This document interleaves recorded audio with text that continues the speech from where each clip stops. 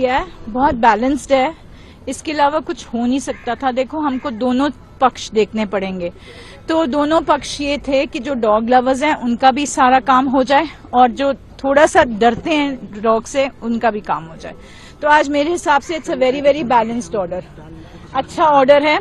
उन्होंने ये कहा है और सबसे बड़ी बात उन्होंने सारे स्टेट्स को इन्वॉल्व कर दिया इसमें, सुओ मोटो कि सिर्फ दिल्ली नहीं है, this will cover all the states. That's a very very thoughtful remark that they have made, the observation that they have made. Then एक modification उन्होंने किया कि all the matters which are pending in all different courts in different states will all be brought to the Honorable Supreme Court. तो जितने भी matters हैं with regard to dog issue जो चल रहा है, सब जगह से सारे ट्रांसफर होके सुप्रीम कोर्ट के सामने आ जाएंगे, which is I think it's an excellent order, you know. Then जो डॉग्स हैं, ये जो अभी सुओ मोटो की जजमेंट है वो अभी के लिए अबेंस में रख दी है, but not all. See, what they have very balanced, in a very balanced manner they have said जो aggressive dogs हैं, जो बाकी जो रेगुलर डॉग्स हैं उनकी स्टरलाइजेशन होनी चाहिए, जो अग्रेसिव डॉग्स हैं उनको पॉन्ड्स में लेके जाना चाहिए। वहां पे हमें थोड़ी सी तकलीफ होने वाली है, बिकॉज वो लोग कैसे आइडेंटिफाई करेंगे, एमसीडी तो सारों को ही उठा के ले जाएगी, सारे बच्चों को उठा के लेके जाएगी। तो that we have to, I think as dog lovers we need to take care of that, you know. तो वो थोड़ा सा हल्की सी मुझे was not very happy with that portion of the order, but otherwise जो रेबीड डॉग्स हैं, aggressive dogs हैं, according to them they will take to the ponds or animal shelters or whatever. Dogs will be released, yes. But the other dogs, yes. So there are so many dogs, you know, in everywhere. Like we have 10 lakhs of dogs. Overall, do you feel it's a relief for the dog lovers? I think it is for the dog lovers. It's a beautiful order, very balanced. और feeding areas के बारे में उन्होंने कहा कि MCD एक feeding spots बनाएगी.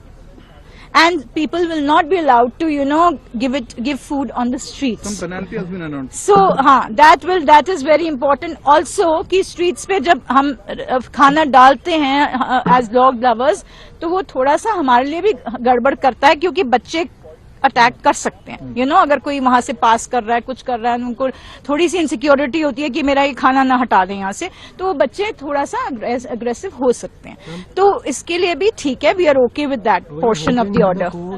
Directly order the release of the dogs which it hasn't, they're saying that they will sterilize them first and then. And yes, सबसे बड़ी बात तो यही है कि relocation a big no-no. A big no-no to relocation. So they have said that whichever dogs will be sterilized, will be neutered, will be brought back to the same place from where they have been picked up. So that is what the ABC rules also says. So we are adhering to the ABC rules.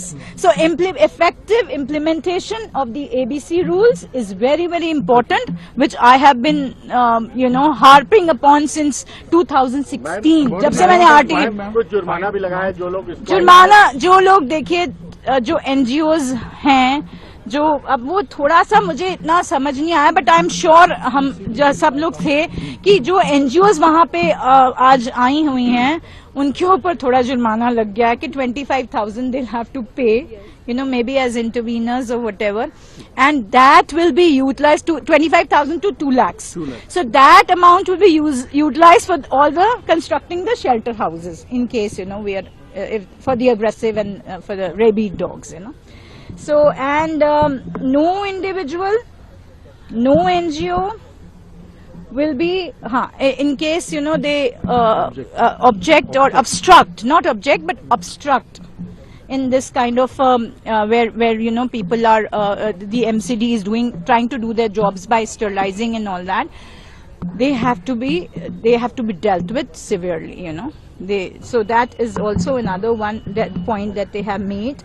And so ultimately what they have said is the effective implementation of the ABC rules, which I'm so happy with, because that was not happening for years now, and that is the reason I had filed RTI in 2016, and I'm fighting, struggling since 2016. High Court में गया, High Court में कुछ नहीं हुआ, यहाँ पे आई हूँ मैं, अब issue notice हो गया.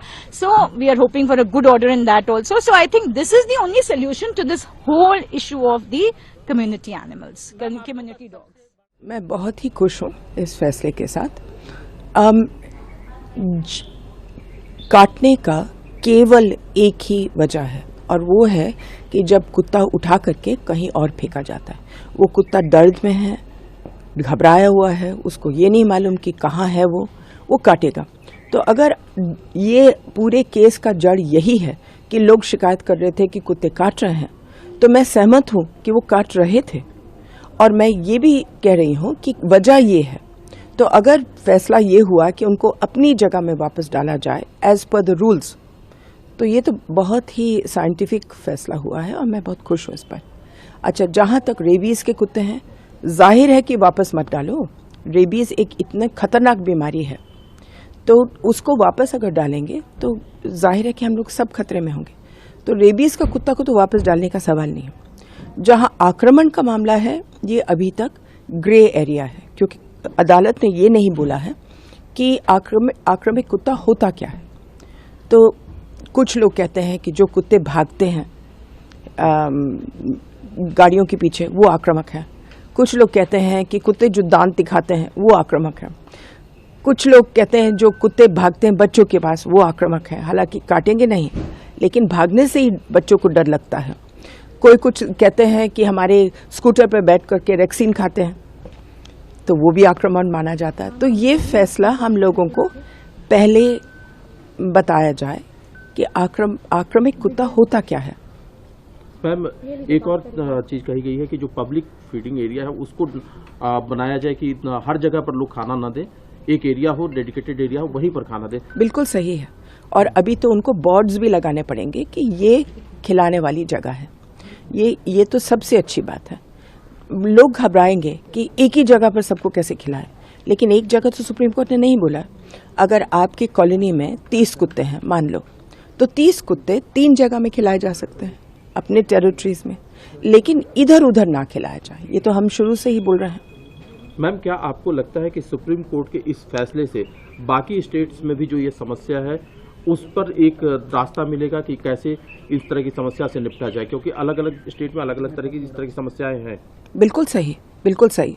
सुप्रीम कोर्ट ने यही बोला है कि ये फैसला पूरे देश के लिए अमल हो, क्योंकि वो जो जस्टिस पारदीवाला के केस में राजस्थान ने बोल दिया कि हम सारे कुत्ते उठाएंगे, तमिलनाडु ने बोला हम सारे कुत्ते उठाएंगे, गोवा ने बोल दिया हम सारे. अब कहाँ रखोगे, क्या करोगे?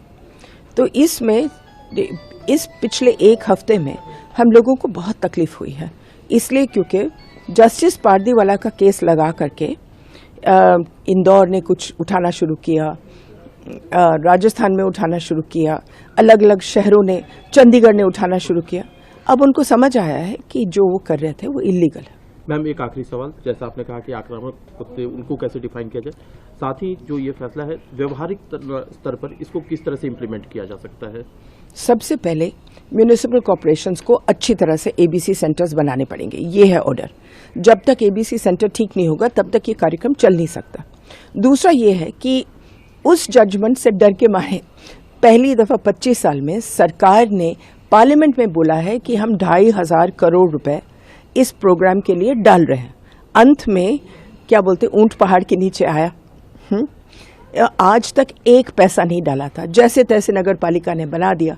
अब फरीदाबाद जैसे बड़े शहर जिसका कार्यक्रम अच्छा चल रहा है, लेकिन उन्होंने क्या किया है कि एनजीओ अपनी जगह ले ले, अपनी जगह बनाए. अब किसके पास पैसा है कि पूरा हॉस्पिटल अपने आप बना ले? तो अब इन्होंने क्या कह दिया है कि सारे म्यूनिसिपैलिटीज और नगर पालिका बनाए ठीक से एबीसी सेंटर, तब जाकर ये कार्यक्रम ठीक से चलेगा.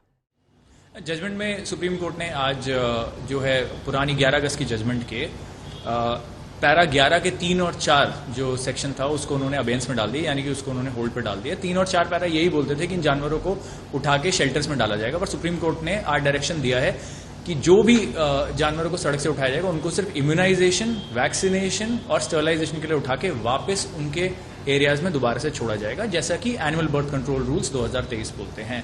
हालांकि सुप्रीम कोर्ट ने इसमें एक एक्सेप्शन रख दिया कि अगर कोई रेबीड डॉग है जिसको रेबीज हो चुका है, वो इसकी कैटेगरी से बाहर रखे जा रहे हैं, पर बाकी जितने भी स्ट्रीट डॉग्स हैं उनके ऊपर ये लॉ अब लागू होगा दोबारा से कि उनका स्टरलाइजेशन करके उन्हें वापस उनके एरिया में डाल दिया जाएगा एज पर animal birth control rules. Sir दोबारा सुनवाई कब के लिए बता दी है?